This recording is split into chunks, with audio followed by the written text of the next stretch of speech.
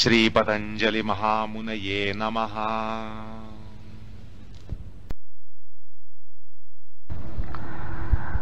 असं आहे की विषयांमधील थोडासा मोह हा कमी झाला की आपण चिकित्सक होतो.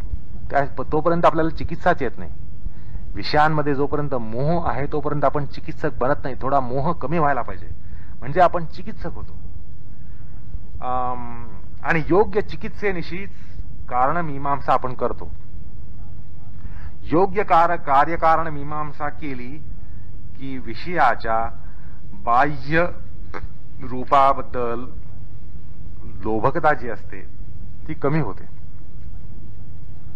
आणि मग उच्च ज्ञानानं निम्न ज्ञानाच्या विषयात वितृष्णा येते. असा हा प्रकार संभवतो.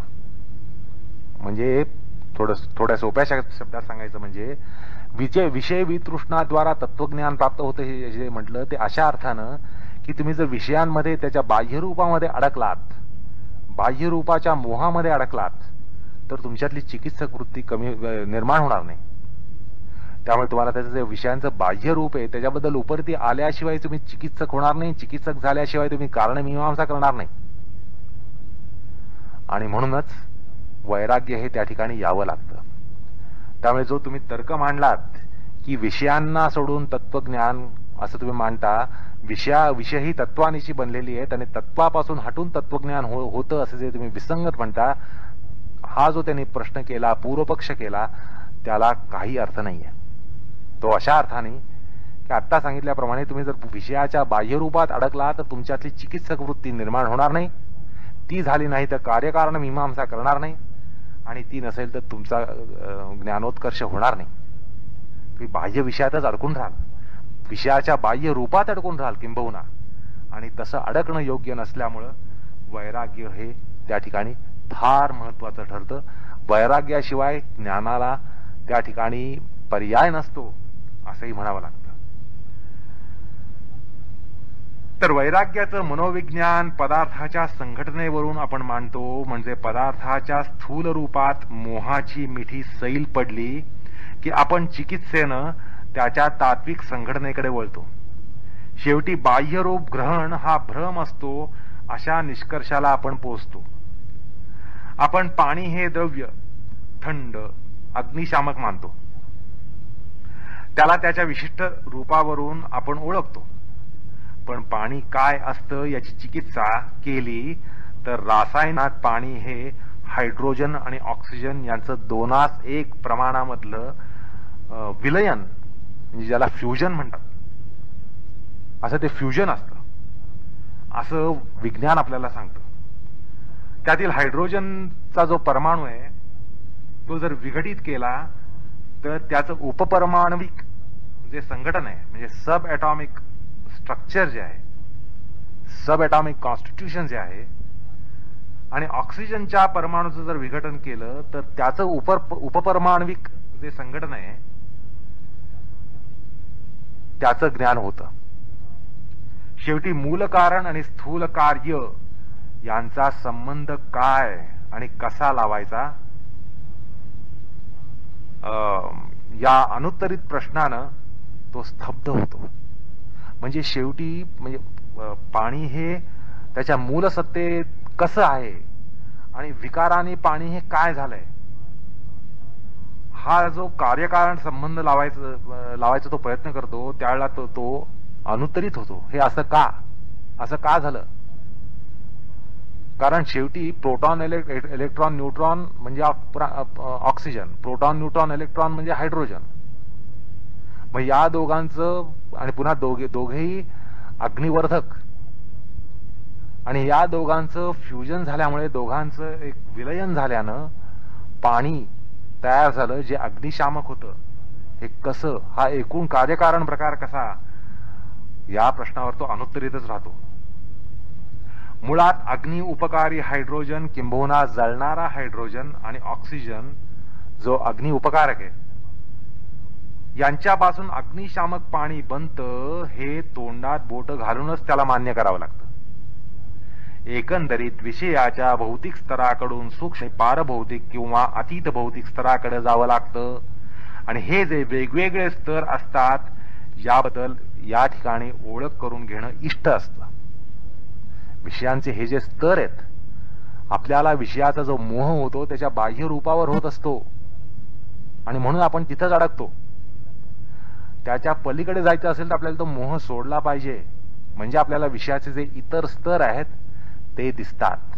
म्हणजे विषयाच्या बाह्य रूपाच्या मोहातून हटल्याशिवाय त्याचे जे संघटक अंतरस्तर आहेत, अंतस्तर आहेत, त्यांचं ज्ञान होत नाही. मग आता हे विषयांचे अंतस्तर काय आणि बाह्य स्तर काय, हे या ठिकाणी आपल्याला समजून घ्यावं लागतं. आता विषयाला बाह्य रूप आणि आभ्यंतर रूप आणि केंद्रभूत असे 3 स्तर असतात. बाह्य रूप, आभ्यंतर रूप आणि केंद्रभूत असं रूप, असे 3 स्तर या ठिकाणी आपल्याला मान्य करावे लागतात. आता जसं आंबा हे फळ घेतलं तर त्याचं बाह्य रूप म्हणजे इंद्रिय गोचर रूप, रंग, वर्ण, गंध यानं ते बनलेलं असतं.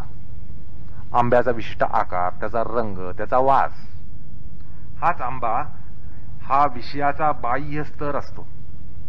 त्याचं माधुर्य, त्याची रसात्मकता हा त्याचा अभ्यंतर स्तराचा अंश असतो. आणि रसायनशास्त्र, वैद्यकशास्त्र यानुसार त्यांचं विश्लेषण हे मांडलं जातं की त्या आंब्याच्या रसामध्ये, आंब्याच्या गरामध्ये काय आहे हे रसायनशास्त्र आणि वैद्यकशास्त्र सांगतं. आणि त्यानंतर आंब्याची कोय हा वनस्पतीशास्त्राचा विषय असतो आणि त्या कोयीतील सुद्धा आंतरसंघटन एक असा विषय असतो. कोय फोडली, कोय फोडल्यानंतर आतमध्ये काय कण असतील, बारीक बारीक कण असतील, तर तो एक सुद्धा ज्ञानाचा विषय असतो. आणि वनस्पती शास्त्रज्ञ त्यावरून आंब्याची जात, आंब्याच्या पोटजाती, आंब्याच्या जाती, आंब्याच्या पोटजाती ठरवतात असं आपल्याला दिसतं. असो, त्यानंतर कोयीमधली केंद्रीय बीजाणू, कोयीच्या केंद्रस्थानी असलेले बीजाणू घेऊन त्यांच्यातल्या अनंत अणुरेणूंचं विघटन पाहणं हा परमाण्विक विज्ञानाचा आणि पुढे उपपरमाण्विक विज्ञानाचा म्हणजे ॲटॉमिक आणि सब ॲटॉमिक फिजिक्सचा हा प्रांत असतो. अर्थात तो विज्ञानाचा स्तर असतो. आणि केंद्रभूत स्तर जो असतो तो अध्यात्माचा असतो. आता हा झाला आंब्याच्या ज्ञानाचा वैज्ञानिक आणि अतीत वैज्ञानिक आणि आध्यात्मिक स्तराचा एक आराखडा.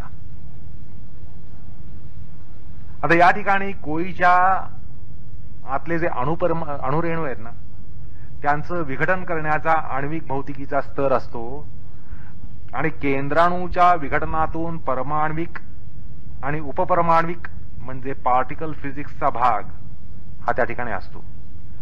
आणि इथपर्यंत भौतिकशास्त्राला गती असते. इथपर्यंत भौतिकशास्त्र तुम्हाला नेऊ शकतं, त्याच्यापुढे भौतिकशास्त्र तुम्हाला नेऊ शकत नाही. त्यापुढे अतीत भौतिकीला सुरुवात होते. म्हणजे आंब्यामध्ये सुद्धा अतीत भौतिकी आहे हे या ठिकाणी दाखवण्याचा प्रयत्न आहे. आणि याची सुरुवात तन्मात्रांपासून होते. त्या ठिकाणी infra atomic structure of elements हे बनत असतात, हे असतात. आणि पुढे तन्मात्रांना कारणस्थानीय भूतादी अहंकार असतो. तो कसा बनलेला असतो तर रजनीम्न तम अधिक सत्व अशा प्रकाराने तो बदलेला असतो. आणि त्या अहंकाराला कारणस्थानीय महत म्हणजे बुद्धितत्व असतं. आणि त्यानंतर त्यालाही कारणस्थानी मूल प्रकृती असते. आणि पुढे त्याचा अंतर्यामी, त्याचा अंतर्नियामक असा ईश्वर असतो. अशी एकूण ती संघटना असते. आता आपली विश्वाशी जी तोंड ओळख ज्या वैषयिक स्तरावर होत असते ना, त्या विश्वाच्या संपूर्ण संघटनेचा विचार करणं या ठिकाणी प्राप्त असतं. म्हणजे विषयांमागे जी तत्व असतात ती समजून घेणं इष्ट असतं. तर त्यामुळे तो प्रकार आता या ठिकाणी आपल्याला करायला पाहिजे. असं आहे की विषयांचा एक बाह्य स्तर असतो. तो स्तर म्हणजे काय तर पंचीकृत सृष्टी, विषयांचा बाह्य स्तर, इंद्रिय ज्ञानाचे हे विषय असतात. इंद्रियांद्वारा आपण यांना जाणतो. शब्द, स्पर्श, रूप, रस, गंध अशा आविष्कारानं ते विषय आपल्या इंद्रियांना प्राप्त होतात, इंद्रिय ग्राह्य होतात. प्रमाणत्रयांद्वारा आपण त्या बाह्य स्तराला जाणतो. हा झाला विषयाचा एक अत्यंत बाह्य स्तर. ह्याच्या आत जो दुसरा स्तर असतो ना, तो म्हणजे विषय संघटक पंचमहाभूत, विषयांचा तो भौतिक स्तर असतो. पृथ्वी, आप, तेज, वायू, आकाश अशा महाभूतांनी ती संघटना बनलेली असते. आणि हा प्रकार, ह्याचं ज्ञान होण्याचं साधन म्हणजे वितर्क समाधी. हे प्रत्यक्ष अनुमान, आगम या प्रमाणाने ते ज्ञान होत नाही, तर हे समाधीद्वारा त्याचं ज्ञान होत असतं. म्हणजे त्या वस्तूची पांचभौतिक संघटना, हा तो दुसरा स्तर असतो. त्याच्यानंतर तिसरा स्तर जो असतो तो म्हणजे महाभूतांचे परमाणु, म्हणजे विषयाचा तन्मात्रिक स्तर. शब्द तन्मात्र, स्पर्श तन्मात्र, रूप तन्मात्र, रस तन्मात्र, गंध तन्मात्र याने तो बनलेला असतो. आणि ह्याचं ज्ञान विचार समाधीद्वारा होत असतं. हा तिसरा स्तर झाला. म्हणजे एकाच्या एक आत असे आपल्याला स्तर कल्पायचेत, तर हा तिसरा अंतस्तर झाला. त्यानंतर चौथा स्तर जो आहे तो भूतादी अहंकाराचा असतो. विषयांचा अहंकारिक स्तर म्हणजे अस्मिता तत्व, की ज्याद्वारा वस्तूला एक नाम मिळतं, त्याचं स्वतःचं अस्तित्व ठरतं, तो चौथा स्तर. आणि तो सुद्धा विचार समाधीद्वारा बुद्धिगम्य असतो. त्याच्याही आतला स्तर म्हणजे पाचवा स्तर हा बुद्धितत्वाचा, विषयांचा महत्त्वाचा स्तर असतो. आणि तो सुद्धा विचार समाधीद्वारा प्राप्त होतो. नंतर सहावा स्तर जो आहे तो सत्व, रजतम अशा तीन गुणांच्या संघटनेतून होणारा त्रिगुणयुक्त, त्रिगुणमूलक असा स्तर असतो. अर्थात तो गुणसमूह त्यांचा स्तर असतो. आणि त्याच्याही आतमध्ये मूल प्रकृती म्हणजे प्रधान तत्व याचा स्तर असतो. आणि हा स्तर असंप्रज्ञात समाधीमध्ये साक्षात्कृत होतो. आणि मग त्याच्या आतमध्ये पौरुष केंद्र, त्याचं आत्मकेंद्र, त्यातलं आत्मतत्व, केंद्रबिंदू आणि ईश्वर तत्व हे सर्वांतर्गत असं केंद्रस्थानीय तत्व असतं. असे एकूण 8 स्तर हे त्या केंद्राभोवती असतात. अशी ही एकूण वैश्विक संघटना असते. तर असं आहे की या ठिकाणी अत्यंत बाह्य स्तर म्हणजे विषयांच्या रूपरंगादीवरून ठरत असतो. हेच विषय ऐंद्रिय ज्ञानाचे विषय असतात. इंद्रियांद्वारा आपल्याला यांचं ज्ञान होतं. हा ऐंद्रियिक विषयांच्या पसाराच सृष्टीचा बाह्य स्तर किंवा पहिला स्तर असतो. आणि या विषयांची संघटना पांचभौतिक असते, पंचीकृत तत्वाने झालेली असते. हाच विषय ज्ञानाचा पहिला स्तर. त्याच्यानंतर दुसरा स्तर असतो तो पांचभौतिक संघटनेचा असतो. आणि विषयांच्या भौतिक संघटनेचं ज्ञान या ठिकाणी होत असतं. म्हणजे पृथ्वी, आप, तेज, वायू, आकाश या पंचमहाभूतांचं परस्पर संघटन हा या ठिकाणी ज्ञानाचा विषय असतो. हाच वितर्क समाधीचा विषय असतो. पहिला स्तर हा प्रत्यक्ष अनुमान आगम या प्रमाणांद्वारा आपल्याला गम्य असतो. तर या पंचमहाभूतांची घडण पंचतन्मात्रांनी होत असते. यांनाच infra atomic structure of 5 elements असं म्हणतात. हाच वैश्विक संघटनेचा तिसरा स्तर असतो.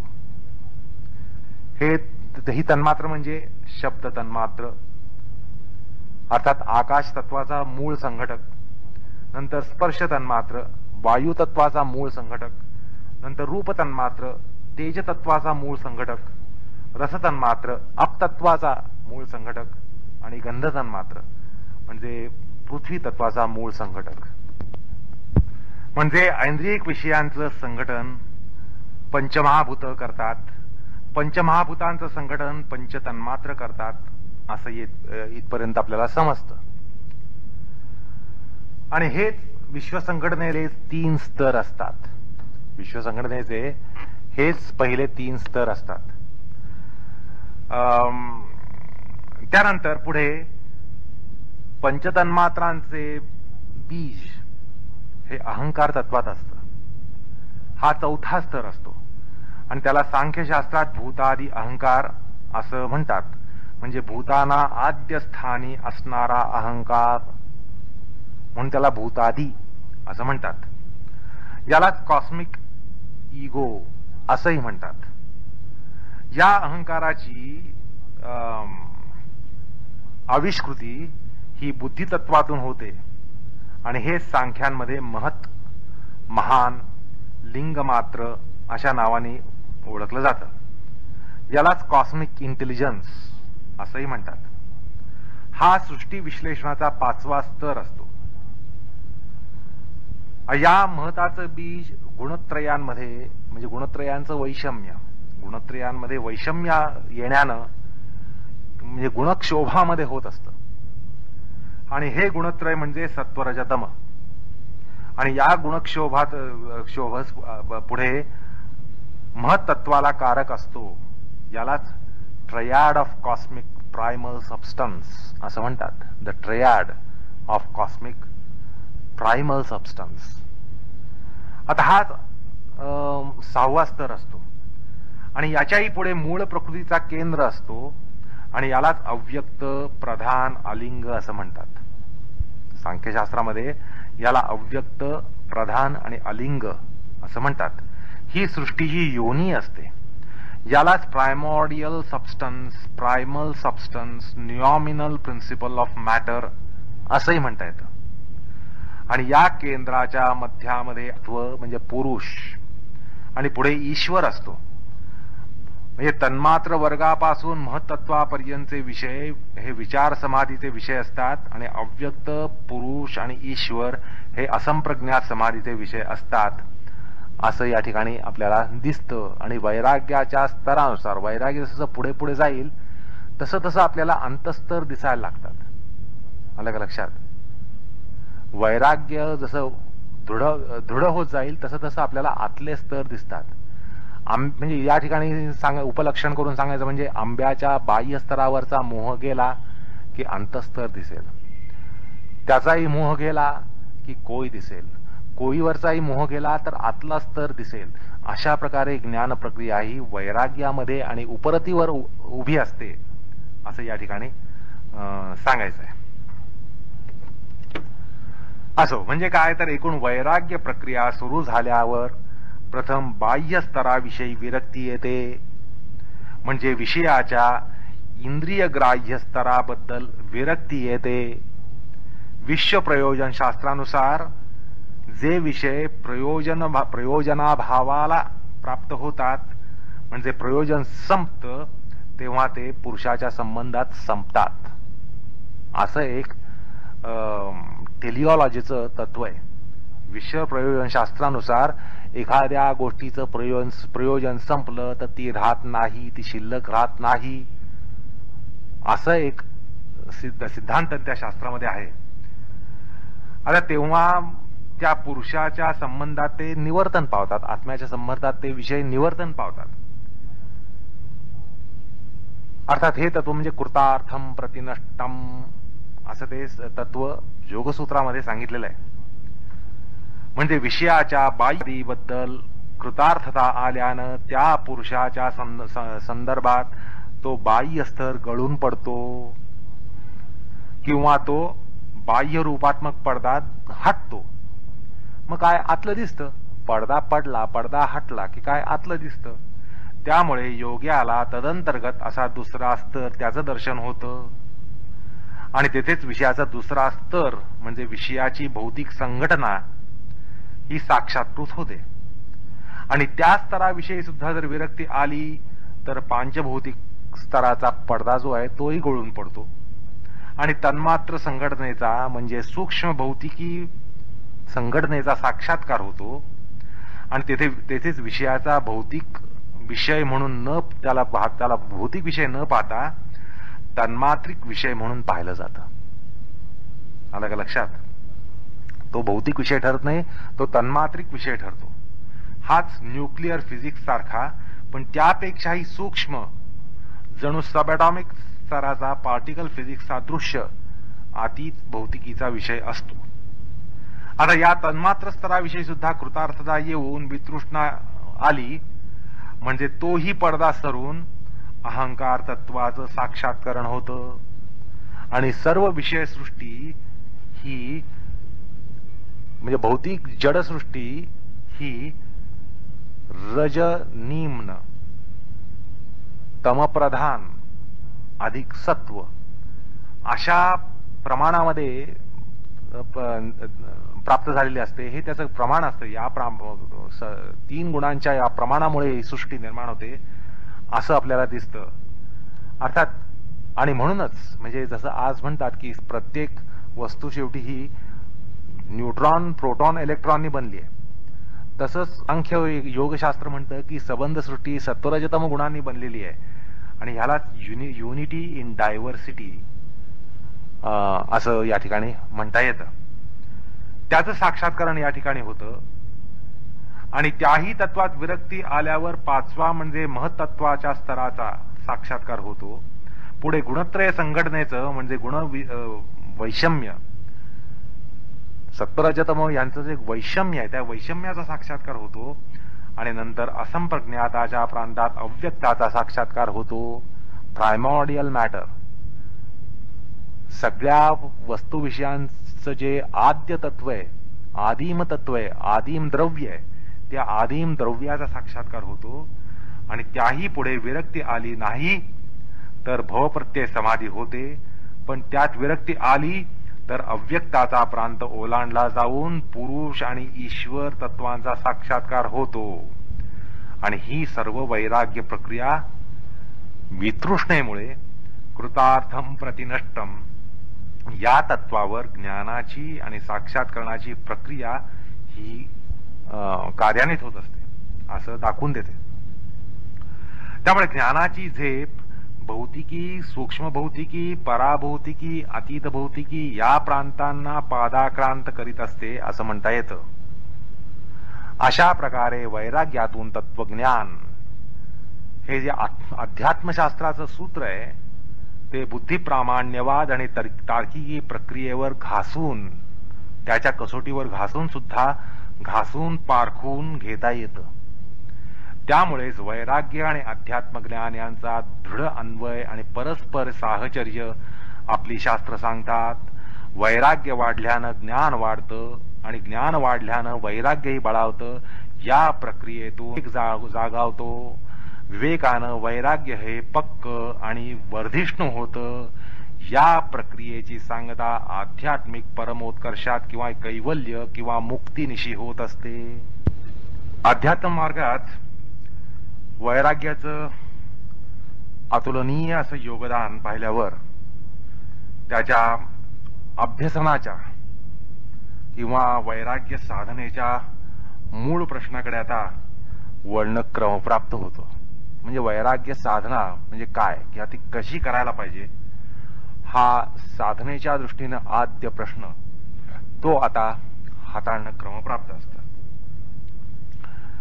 सर्वप्रथम वैराग्य म्हणजे इंद्रियांना लगाम घालून त्यांना बळजबरीनं खेचणं किंवा त्यांना डिवचून निश्चेतन करून उपासमारेद्वारा शुष्क करणं हे वैराग्याचं सोंग उभं करण्यासारखं असतं. हे एक ढोंग असतं किंवा वेडगड हेकेखोरी असते किंवा वेडगड अट्टाहास असतो. या आततायी दडपशाहीमध्ये वासना कधीच मरत नसतात आणि वासना कधीच आश्मीभूत होत नसतात. म्हणजे ज्याला फॉसिलायझेशन असं म्हणता येईल तसं वासनांचं कधीच आश्मीभूतीकरण हे होत नसतं किंवा चैतनावशिष्ट होत नसतात. या ठिकाणी असं म्हणता येईल की vairagya is not killing the want but it is wanting to want nothing. आलं का लक्षात? It is wanting to want nothing, precisely wanting to want metaphysically higher. पुन्हा एकदा ऐका.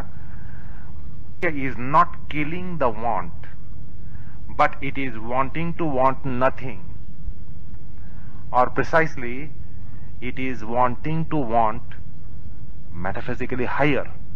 म्हणजे उच्च तत्वामधली बुभुक्षा, उच्च तत्वांची तहान, उच्च तत्वामधली तृष्णा,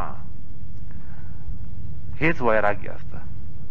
म्हणजे वैराग्यामध्ये तृष्णा त्याग जो म्हटलाय तो विषयामधला तृष्णा त्याग आहे. ऐंद्रिक विषयातली तृष्णा ती सोडून द्यायला पाहिजे. पण ती सोडून द्यायची म्हणजे ती सोडण्यासाठी उच्च अशा आध्यात्मिक तत्वामध्ये, वैश्विक तत्वांमध्ये, भगवंत, ईश्वर, आत्मा अशा तत्वांमध्ये तृष्णा निर्माण व्हायला पाहिजे. त्याशिवाय ती वितृष्णा होतच नसते. आता मनोविज्ञानात वैराग्य म्हणजे विषयप्राप्त्यर्थ होणाऱ्या कर्मेंद्रिय व्यापारात अस्मितेची म्हणजे अहमतेची, ममतेची भावनिक गुंतवणूक कमी करण्याचा प्रकार. आलं का लक्षात? भावनिक अशी जी गुंतवणूक असते अस्मितेची आणि ममतेची, ती कमी करण्याचा प्रयत्न आहे. थोड्या सोप्या शब्दात सांगायचं म्हणजे विषयांभोवती अहमता, ममतेचा जो घोंगारव, जो घोंगाट चालतो तो कमी करणं.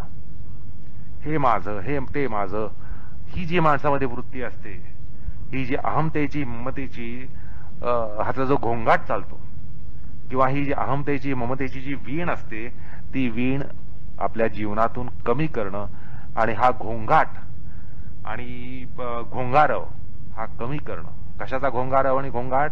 तर अहमता आणि ममता. आता हे वैराग्य रुजवण्याचे जे प्रकार असतात ते पाहूया. ते पाहण्यापूर्वी या ठिकाणी एक महत्वाचा मुद्दा असा लक्षात घ्यायचा की वैराग्य म्हणजे हे सोडा आणि ते सोडा यापेक्षा उच्च तत्व जोडा. उच्च तत्वांमध्ये बुभुक्षा निर्माण व्हायला पाहिजे, तृष्णा निर्माण व्हायला पाहिजे, तरच ते वैराग्य ठरतं. आणि दुसरी गोष्ट म्हणजे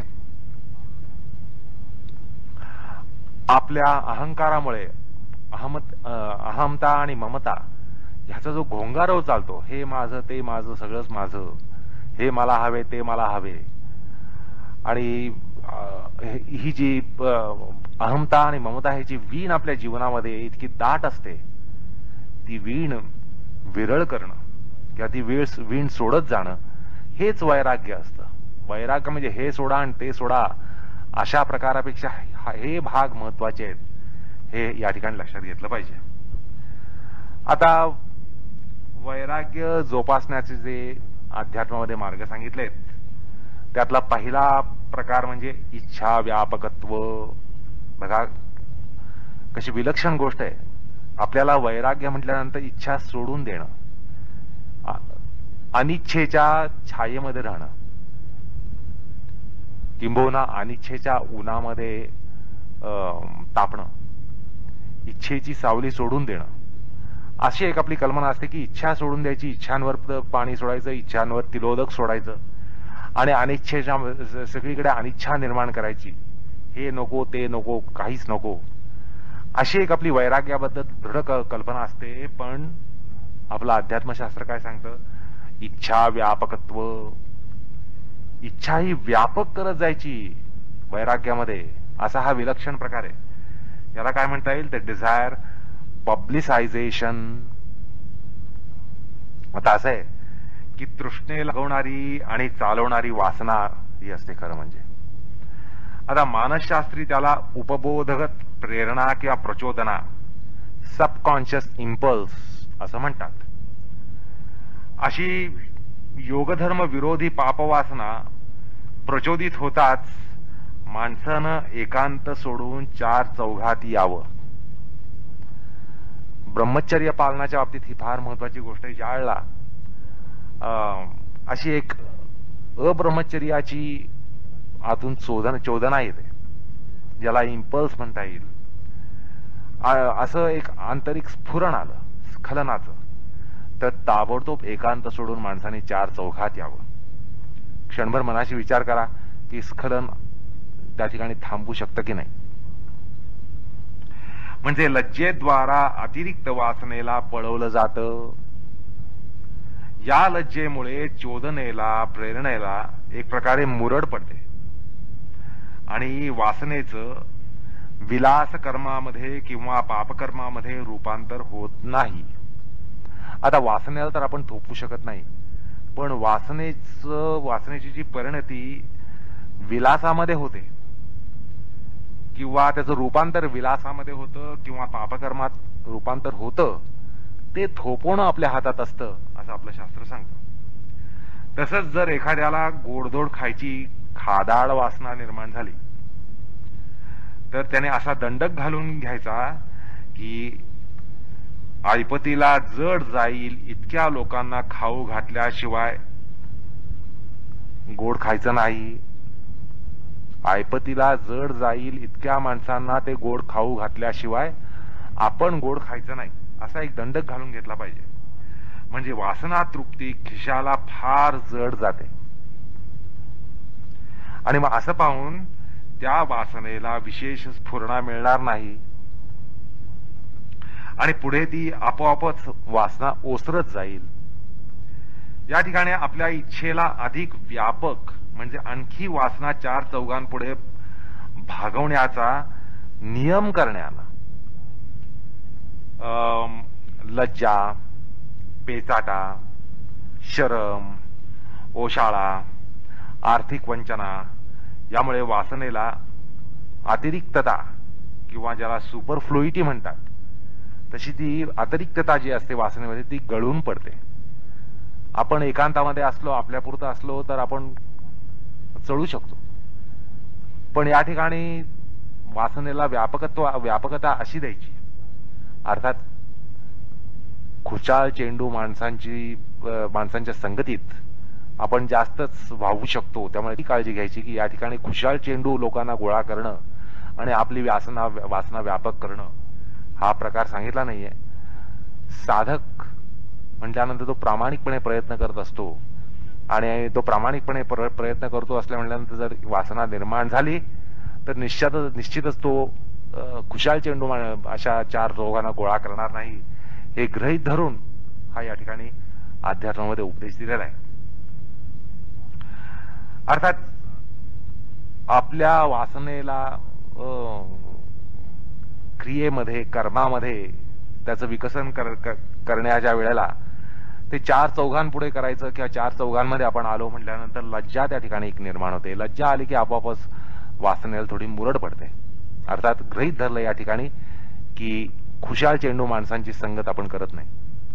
अर्थात साधकाला हा उपदेश असल्यामुळं ते गृहीत कृत्य त्या ठिकाणी मानणं काही गैर नाहीये. त्यानंतर एक पेचाटा निर्माण होतो. शरम, ओशाळा या सगळ्या गोष्टींमुळे वासनेला स्फुरण काही सहज मिळू शकत नाही आणि त्यातली जी अतिरिक्तता असते, सुपरफ्लुइटी जी असते ती गळून पडते. वासनेला प्रचोदनेशिवाय क्षीण होत जावं लागतं. म्हणजे वासनेला प्रचोदना मिळत नाही, चोदना मिळत नाही आणि म्हणून त्याला क्षीण व्हावं लागतं. एकांतामध्ये वासनेला क्षोभ आलाच तर कोणाचीही आणि कशाचीही भीड नसल्यानं तिला स्फोटक प्रचोदना मिळू शकते. आलं का लक्षात? म्हणजे एकांतामध्ये असताना जर वासना उफाळली तर त्या ठिकाणी लज्जा नसते, लज्जेचा प्रश्न नाही, पेचाटा येण्याचा प्रश्न नाही, शर्मेचा प्रश्न नाही, ओशाळा येण्याचा प्रश्न नाही. त्यामुळे वासना ही त्यावेळेला स्फोटक होते, ती बोकाळून जाते. अर्थात वासनेला थोडीशी प्रचोदना मिळतात. एकांत सोडणं हे अत्यंत इष्ट असतं आणि तसंच आता सांगितल्याप्रमाणे खुशाल चेंडू विलासप्रिय लोकांचा संपर्क सोडून लज्जा, री, नैतिक प्रतिष्ठा अशा ज्यांना आहे असलेल्या अशा लोकांमध्ये यावं असं या ठिकाणी निर्देशित आहे. चार चौघांमध्ये यावं म्हणजे खुशाल चेंडू चार चौघ नाहीत तर ज्यांना नैतिक प्रतिष्ठा आहे आणि ज्यांच्यामध्ये लज्जा आहे, री आहे, अशा लोकांच्या मध्ये विशेषतः आपले आप्त स्वकीय, आपल्या घरातले वडील माणसं, अशा लोकांपुढे आपण यावं. म्हणजे आपल्या वासनेला त्या ठिकाणी आउटलेट ज्याला म्हणता येईल तसं तो मिळत नाही. आता आपली जी पारंपरिक पूर्वकालीन अशी हिंदू एकत्र कुटुंब पद्धती होती ना, ती या कारणामुळेच म्हणजे हिंदू एकत्र कुटुंब पद्धतीमध्ये अशी आप्त मंडळी, वडील मंडळी घरामध्ये नेहमी असल्यानं, सतत असल्यानं विलास, अतिलोभी वृत्ती, विषयासक्ती, भोगपरायणता यांचा डाव निरंकुशपणे मांडला जाऊ शकत नव्हता.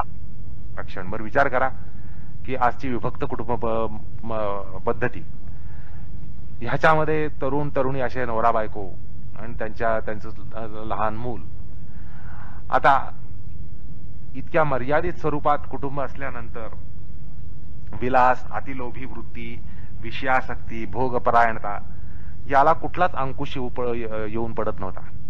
पण एकत्र कुटुंब पद्धतीमध्ये वडील मंडळी, आप्त मंडळी घरात असल्यामुळं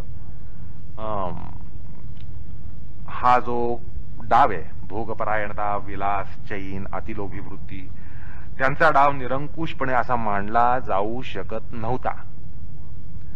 अर्थात त्या सर्वांवर आपोआप अंकुश येऊन परिमिताचार, युक्ताचार, धर्म्याचार, नैतिकाचार आणि अनतिक्रांत मर्यादा म्हणजे मॉडरेट नॉन एक्सेसिव्ह बिहेवियर्स ज्याला म्हणता येईल, त्याला अनतिक्रांत मर्यादा म्हणतात, या आपोआप रुजत असत आणि अनाचार, स्वैराचार यांना आपोआपच त्या ठिकाणी एक प्रकारे मुरड पडत होती. मात्र आज त्याच्या अभावामध्ये म्हणजे एकत्र कुटुंब पद्धतीच्या अभावामध्ये भोगासक्तीचा, अतिक्रांत मर्यादेचा म्हणजे अमर्यादेचा धिंगाणा दिसतो. तर याचं कारण काय की इच्छा व्यापकत्व हे त्या ठिकाणी संभवू शकत नाही. इनमीन 2-3 माणसं घरामध्ये, तरुण तरुणी आणि त्यांचं लहान मूल, अशा ह्याच्यामुळे इच्छा व्यापकता ही संभवू शकत नाही. आपल्याला श्रीखंड खायचंय का, ठीक आहे, तू आणि मी आपण दोघंच आहोत, मग काय अडचण आहे. पण श्रीखंड खायची इच्छा निर्माण झाली आणि घरामध्ये 5-50 तोंड असली तर त्याच्यावर आपोआपच मुरड पडते. विशेषतः वासनेची जी सुपरफ्लुइडी, अतिरिक्तता जी आहे ती आपोआप गळून पडते. आता वासना जर प्रबळच असेल तर आपण म्हणा ठीक आहे, आज असले 50 माणसाचे हरकत आहे, आज आपण श्रीखंड करूया, खाऊया. पण असं तो किती दिवस आणि काय रोज रोज करणार. जर खाणारी तोंड 5-50 असतील तर रोज रोज तो काय वासनेला बोकाळू देईल का, निश्चितच नाही. आपोआप त्या ठिकाणी अनतिक्रांत मर्यादा ही त्या ठिकाणी आपोआपच त्या ठिकाणी रुजेल. अर्थात अमर्यादेचा धिंगाणा हा आपोआप त्यावेळेला कमी होतो. म्हणजे इच्छा व्यापकतेमुळे अशा प्रकारे अमर्यादेचा धिंगाणा हा कमी होतो आणि आपल्याला ही आपली जी पूर्वी एकत्र कुटुंब पद्धती होती त्या एकत्र कुटुंब पद्धतीमुळे जे त्याची जी लक्षणं आपल्याला लोकांच्या वागण्यामध्ये दिसत होती ती म्हणजे परिमिताचार. घरामध्ये आप्त आणि वडील माणसं आहेत म्हटल्यानंतर बरोबर परिमिताचार आपोआप होत होता, युक्ताचार होत होता, धर्म्याचार होत होता, नैतिकाचार होत होता आणि स्वैराचार, अनाचार सहजपणे बोकाळू शकत नव्हता. आणि तो प्रकार या ठिकाणी सांगण्याचा प्रयत्न आहे. त्यानंतर दुसरा एक प्रकार आहे म्हणजे इच्छा व्यापकत्वाच्या व्यतिरिक्त दुसरा जो प्रकार आहे तो म्हणजे एकेच्छावाद, डिझायर कन्व्हर्जन्स. आपल्या आता इच्छांवर तर अंकुश घालणं म्हणजे वैराग्य अशी एक आपली सर्वसामान्यपणे समजूत आहे. तर या ठिकाणी काय सांगितलंय, डिझायर कन्व्हर्जन्स, सगळ्या इच्छा एके ठिकाणी केंद्रीभूत करायच्या. आता असं आहे की एखाद्या ध्येयानं झपाटलं गेल्यानं सुद्धा वासना डोकं वर काढू शकत नाही. आलं का लक्षात. जसं तरुण वयातल्या उमद्या उल्हसित अशा मुलामुलींना सुद्धा एक्झाम फीवरची लागण झाली की ते आपोआप संयमी, विचारशील, गंभीर, स्थिरमती होतात की नाही. एरवी ही तरुण तरुणी कशा असतात कॉलेजातली, तर बेबंद असतात, मुक्त असतात. पण असे ज्यावेळेला एक्झाम फीवर हा त्या ठिकाणी त्याची लागण होते ना, त्यावेळेला कसं होतं, आपल्याला काय चित्र दिसतं की ती मुलं, तरुण तरुणी जी नेहमी बेबंद असतात, ती संयमी व्हायला लागतात, विचारशील होतात, गंभीर होतात, स्थिरमती होतात. त्यांच्या नेहमीच्या रसिकलाल वृत्तीला ग्रहण लागतं की नाही. याचं कारणच एकेच्छावाद, अर्थात परीक्षेमध्ये अपेक्षित यश मिळवण्याचा ध्यास. हा एकेच्छावादाचा प्रकार आहे आणि आपल्याला व्यवहारामध्ये हा निश्चितच परिणामकारक दिसतोच. आता सांगितल्याप्रमाणे तरुण तरुणी एरवी कसे असतात आणि मार्च एप्रिल महिन्यात कसे असतात. आता या ध्यासापायी त्यांच्यामध्ये स्वयंभूत, स्वयंजात शिस्त आणि संयम हा येत असतो. आता जीवनामध्ये असे आध्यात्मिक उच्च ध्येय ठेवून पछाडलं जाणं, झपाटलं जाणं, त्यामुळे संयम आणि गांभीर्य यांचं साम्राज्य बुद्धीवर आपोआप येतं. आणि परिमिताचार वगैरे, म्हणजे परिमिताचार, युक्ताचार, धर्म्याचार, नैतिकाचार, अनतिक्रांत मर्यादा यांची आपोआप जोपासना व्हायला लागते. आणि त्यामुळे उच्च जीवन प्रणाली ही रुजू होते. त्यामुळे हा असा एक एकेच्छावादाचा प्रकार आहे, डिझायर कन्व्हर्जन्स. आणि हा प्रकार आता सांगितल्याप्रमाणे आपल्याला व्यवहारामध्ये दिसतो. विशेषतः तरुण तरुणी परीक्षेच्या काळामध्ये त्यांच्यावर आपोआप अंकुश येतो. तर त्याचं कारण काय, तर एकेच्छा. आणि एकेच्छा कुठली, तर आपल्याला आपल्या परीक्षेमध्ये अपेक्षित यश यावं यासाठी ते आपोआप प्रयत्नशील होतात.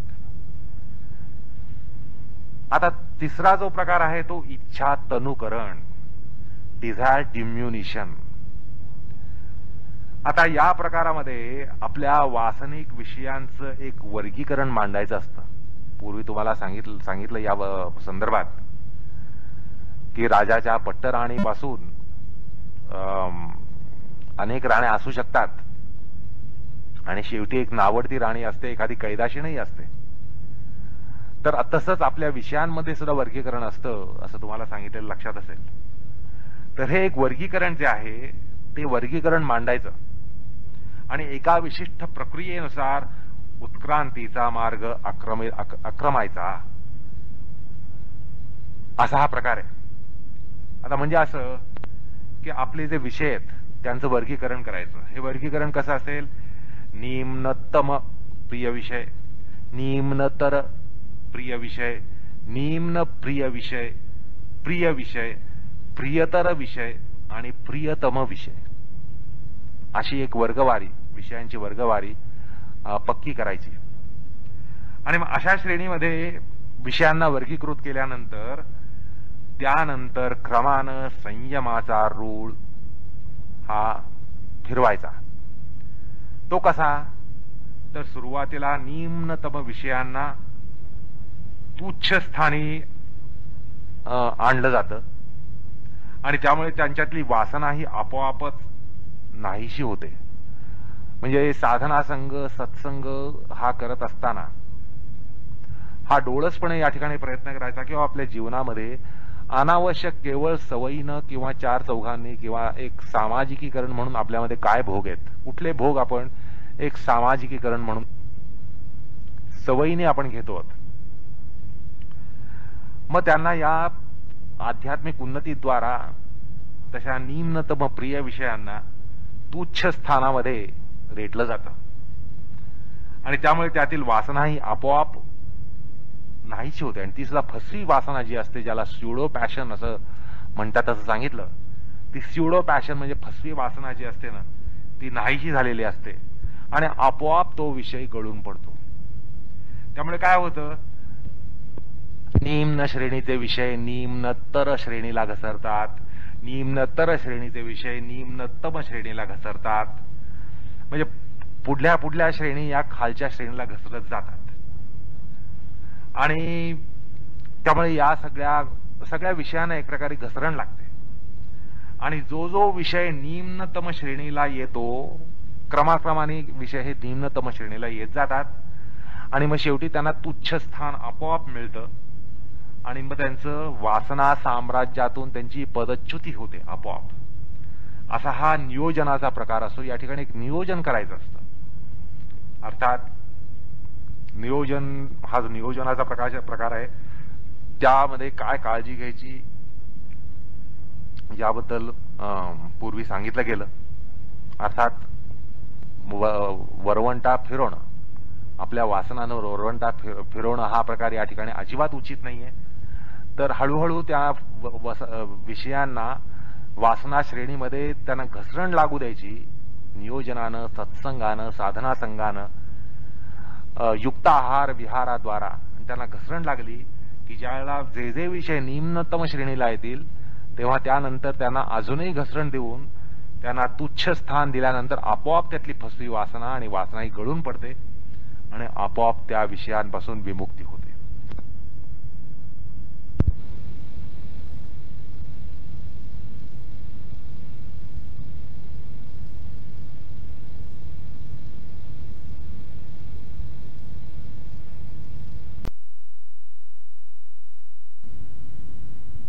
अर्थात नियोजन हा जो नियोजनाचा प्रकार आहे त्यामध्ये काय काळजी घ्यायची याबद्दल पूर्वी सांगितलं गेलं. अर्थात वरवंटा फिरवणं, आपल्या वासनानं वरवंटा फिरवणं हा प्रकार या ठिकाणी अजिबात उचित नाहीये. तर हळूहळू त्या विषयांना वासना श्रेणीमध्ये त्यांना घसरण लागू द्यायची नियोजनानं, सत्संगानं, साधना संघानं, युक्त आहार विहाराद्वारा. त्यांना घसरण लागली की ज्यावेळेला जे जे विषय निम्नतम श्रेणीला येतील तेव्हा त्यानंतर त्यांना अजूनही घसरण देऊन त्यांना तुच्छ स्थान दिल्यानंतर आपोआप त्यातली फसवी वासना आणि वासनाही गळून पडते आणि आपोआप त्या विषयांपासून विमुक्ती होते. त्यानंतर चौथा प्रकार हा इच्छा उदात्तीकरणाचा आहे. ट्रान्सफिगरेशन ऑफ डिझायर. आपल्या इच्छांना उदात्तीकरण करवायचं. प्रत्येक शारीर मानस क्रियेमध्ये ईश्वराला साक्षी चिंतून जे कर्म अग्रे मध्ये मूले ईश्वराला अर्पण करण्याच्या प्रकारानं त्या कर्मामध्ये निश्चितच उदात्तता येते. प्रत्येक कर्म हे अग्रम मध्यम मूलम अशा तिन्ही बिंदूंमध्ये भगवंताला अर्पण करायचं. म्हणजे कर्म करण्याच्या आरंभात भगवंताला अर्पण करायचं, कर्म करताना अर्पण करायचं, कर्म केल्यानंतर अर्पण करायचं. असं केल्याने निश्चितच उदात्तता येते. या ठिकाणी अहमचा लोप झाल्यानं, अहंकाराचा लोप झाल्यानं कामवासना ही कर्माची प्रचोदक बनू शकत नाही. कारण वासनेचा आश्रय अहम मध्येच असतो आणि या इच्छा उदात्तीकरणामध्ये मुळे धर्म, नीती, आचार यांच्यात भ्रष्ट झालेल्या वासना यात शोधनेला दुरावतात. म्हणजे ज्या ज्या वासनांमध्ये अधर्म असेल, अनीती असेल, अनाचार असेल त्या वासना आपोआपच गळून पडतात. कारण काय तर भगवदार्पण करण्याची वृत्ती. या ठिकाणी मला एक प्रसंग आठवतो. रामकृष्ण परमहंसांचे जे अनेक शिष्य होते त्यातले एक शिष्य, त्यांना दारूचं व्यसन होतं. बरं, अनेक वेळा सत्संग करायचे, रामकृष्ण परमहंसाच्या सहवासामध्ये असायचे आणि तसा सत्प्रवृत्त माणूस.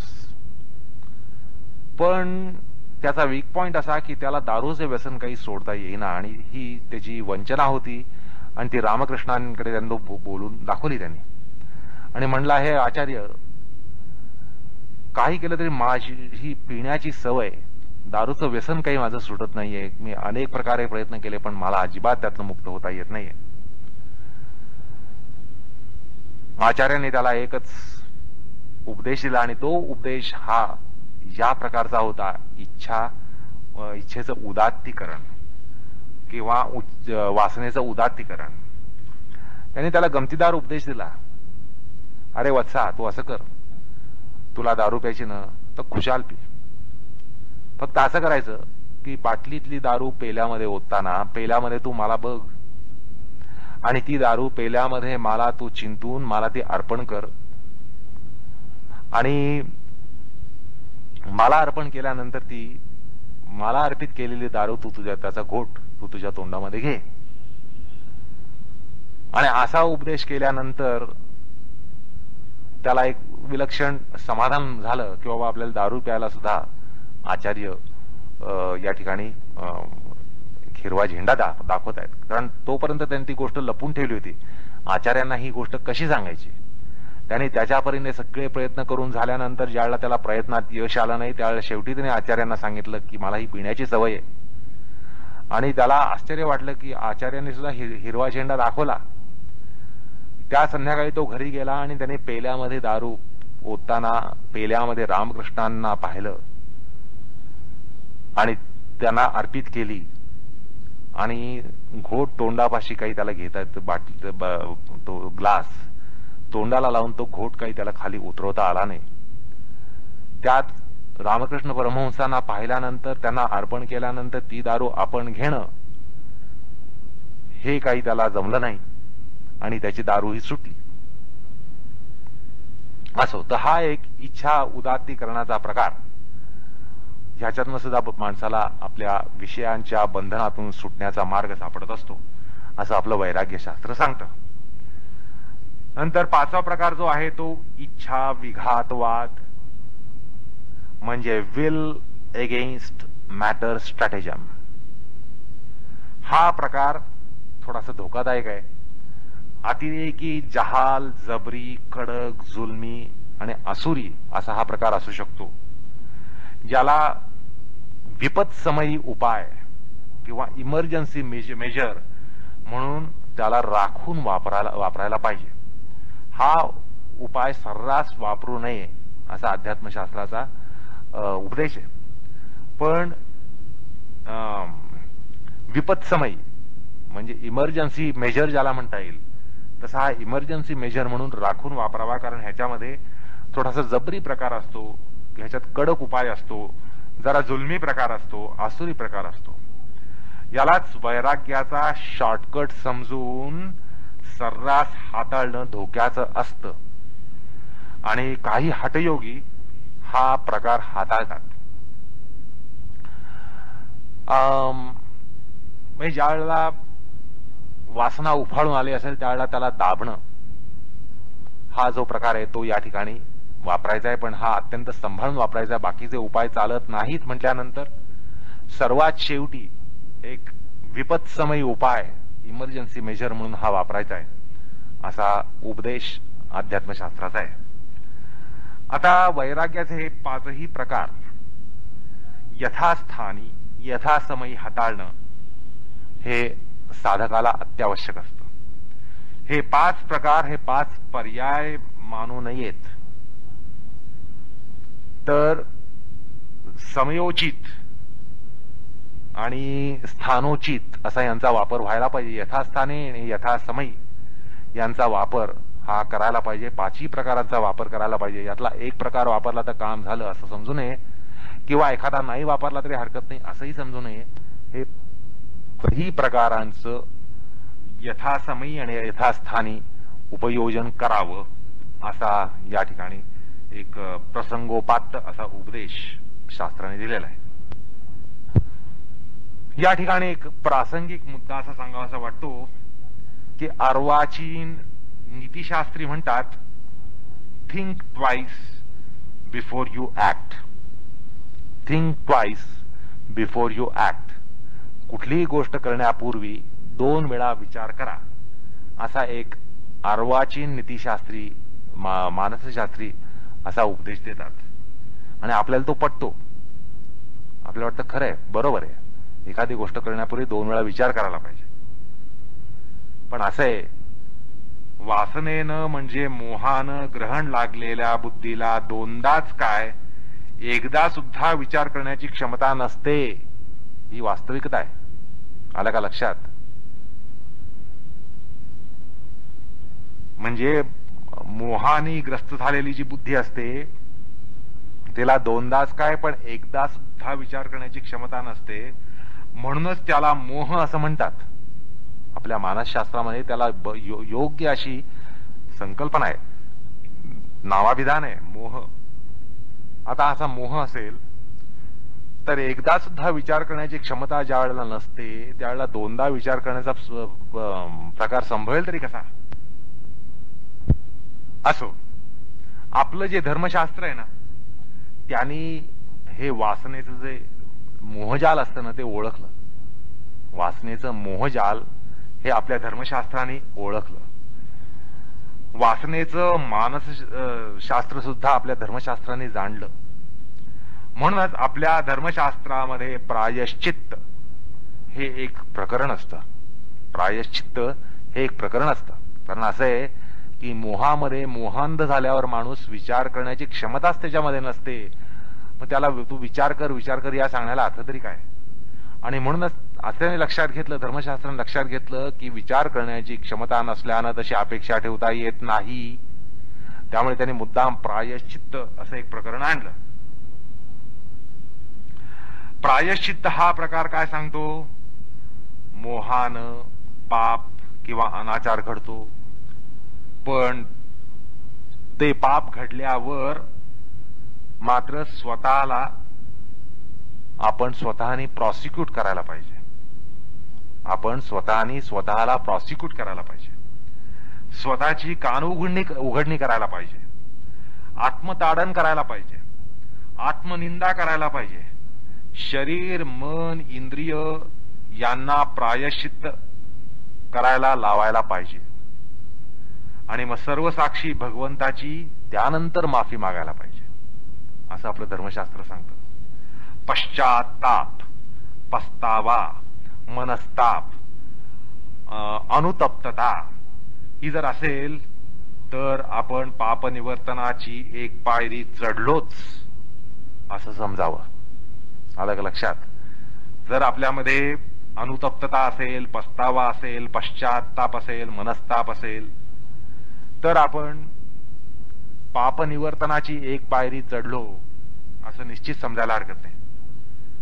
आता अहिंसा, सत्य, अस्तेय, ब्रह्मचर्य, अपरिग्रह, शौच, संतोष, तपस, स्वाध्याय, ईश्वरनिधान यापासून च्युत किंवा भ्रष्ट न होण्याची दक्षतेनं काळजी घेतल्यानं वैराग्य मार्गावर आपली चाकं आपोआप गतिमान होतात.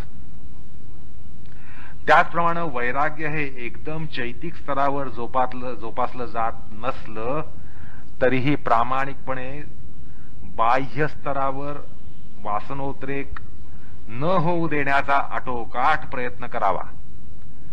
मनाच्या द्विधा परिस्थिती, अशा परिस्थितीमध्ये कर्मेंद्रियांना निम्न मनाचा बळी न होऊ देणं आणि त्याच्यावर उच्च मनाचं अनुशासन पोचवण्याचं सामर्थ्य ठेवणं किंवा तसा प्रयत्न करणं, यासाठीच इच्छा व्यापकत्व, इच्छा तनुकरण, इच्छा उदात्तीकरण, एकेच्छावाद, इच्छा विघातवाद वगैरे हे अनुशासनाचे प्रकार आपल्याला हाताळावे लागतात असं योगशास्त्र सांगतं. आता वैराग्यासाठी इंद्रियांना म्हणजे चक्षुश्रोत्रातील जी इंद्रिय आहेत, जी ज्ञानकरण आहेत, त्यांना ज्ञानकरण म्हणूनच वापरावं आणि भोग साधने किंवा भोग करणं म्हणून मुळीच वापरू नये, हाही एक फार महत्वाचा नियम या ठिकाणी सांभाळला पाहिजे.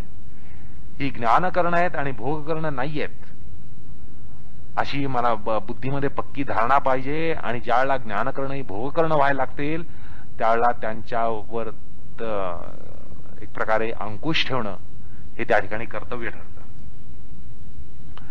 आता वैराग्यामुळे ज्ञानकर्मेंद्रिय सुसंस्कृत होतात असं आपण पूर्वी पाहिलंच. त्यामुळे ज्ञानकरणं जास्त विशुद्ध होतात आणि जास्त कार्यक्षम होतात असंही आपण पाहिलं. आणि म्हणूनच संप्रज्ञा समाधी ही साधू शकते असंही आपण पाहिलं. आता हा साक्षात्कार म्हणजे संप्रज्ञा समाधीचा प्रकार हा एक योगज प्रत्यक्ष म्हणून तो ओळखला जातो.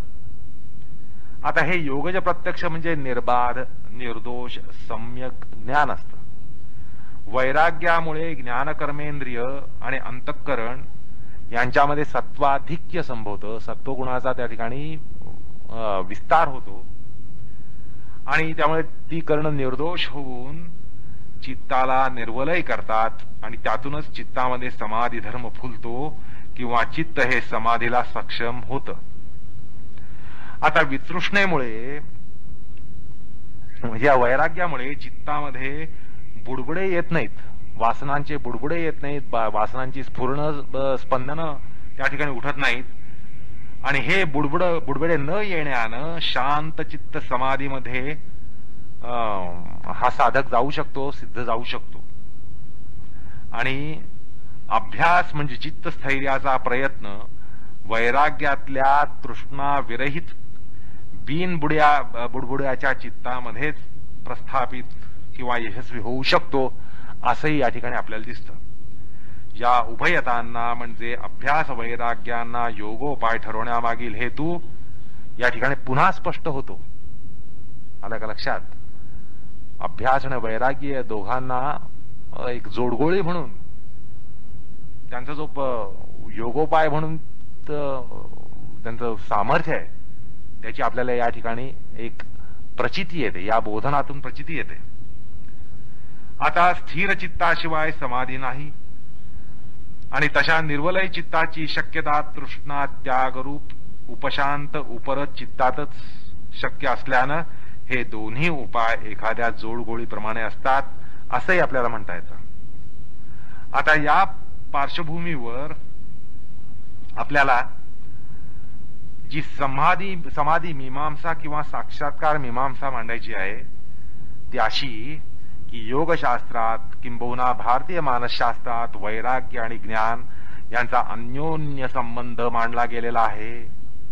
अर्थात उच्च आणि निर्दोष आणि सूक्ष्म अशा इंद्रियनिष्ठ अनुभवनिष्ठ ज्ञानाला त्याला सुद्धा वैराग्याचं किंवा वितृष्णेचं मोठं योगदान असतं असं आपण मागे एका संदर्भात पाहिलंच. पण संप्रज्ञात समाधिदायक वशिकार वैराग्यामध्ये ऐहिक पारलौकिक अशा सर्व दिव्य विषयांमध्ये, स्थूल सूक्ष्म विषयांमध्ये वितृष्णा येण्यानं तत्व साक्षात्कार होत असतो. हा या योगशास्त्रीय प्रतिपादनाचा जो प्रकार आहे तो आपल्याला या ठिकाणी आता समजून घ्यायला पाहिजे. आता वैराग्य हे विवृद्ध आणि दृढ झाल्यानं, वर्धमान झाल्यानं, दृढ झाल्यानं ज्ञान म्हणजे बुद्धी किंवा विवेक हे अभिवर्धित होतात. ज्ञान आणि विवेक वर्धन पावल्यानं पुन्हा वैराग्य बळावतं. म्हणजे वैराग्याद्वारा ज्ञान विवेक बळावतात. ज्ञान आणि विवेक बळावल्यानं वैराग्याची पुढली पायरी ही ओलांडली जाते. त्याच्याद्वारा पुन्हा पुढल्या पायरीचं ज्ञान आणि विवेक आणि त्या पुढल्या पायरीच्या ज्ञान विवेकामुळे पुन्हा त्याही पुढल्या पायरीचं वैराग्य, अशा प्रकारे एक चढती कमान, वैराग्याची आणि ज्ञान विवेकाची एक चढती कमान ही या ठिकाणी प्राप्त होत असते. अर्थात अशा प्रकारे विवेक आणि वैराग्य परस्परांना बळावतात. एका अर्थानं ज्ञान आणि वैराग्य किंवा विवेक आणि वैराग्य हे परस्परांना कारण असतात, परस्परांचे कारक असतात. त्यामुळे त्यांचा तो कारक संबंध किंवा कारण संबंध, कार्यकारण संबंध सुद्धा या ठिकाणी आपल्याला लक्षात येतो. आता असा हा त्यांच्यामधील विलक्षण संबंध असतो. आता इथे असा प्रश्न पडतो किंवा उभा केला जाऊ शकतो की ज्ञान वैराग्य, ज्ञान वैराग्य, ज्ञान वैराग्य ही प्रक्रिया आणि परंपरा अनंत असते का? कुठपर्यंत चालणार?